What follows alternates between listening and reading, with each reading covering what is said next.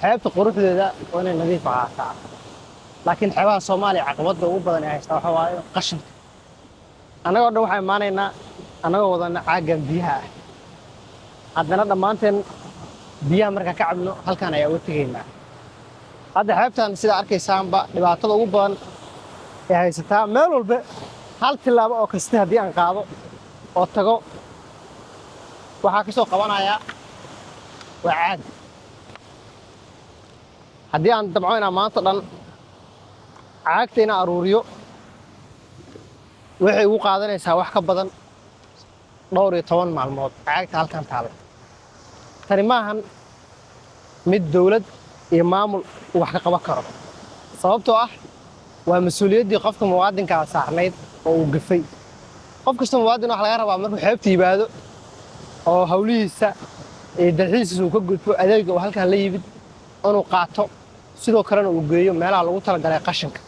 laakiin halkan haddii annagoo dhan aan u wada tagno kuma adeeg karno maamul gobolka Banaadir kuma adeeg karno dawladda Soomaaliya mas'uuliyadda guud iyadoo diinta islaamku ay aad noo farayso inaan ilaalino nadaafadda haddana dadka Soomaaliyeed oo 100% muslimiin ah waxa moodaa meeshaas in aad u hilmaameen xeebtan aan joogno oo ku taala degmada Xamarweyne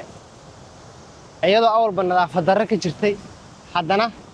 dhibka ugu badan waxa u geystay waa caagtan qof kasta oo caaga halkan ayuu dhigayaa waana kaga tagayaa balanteeno waa in qof kasta markuu caaga la yimaado oo muwaadinka ah uu hore u qaado sidoo kalena uu geeyo gurigiisa sidaas ayaa noo balana haddaad guriga geey karin inta sii socotid maqaayadaha hoteelada apartmentiyada dhan waxaa jira haan weyn oo qashinka lagu rido oo la hor dhigay haantaas ayaana si fudud ugu ridi kartaa aniga hadda waxa la ibad caagan biyo waa ka cabay waxaana diyaar u ahay inaan qaado oo geeyo meeshii markii hore aan ka soo gatay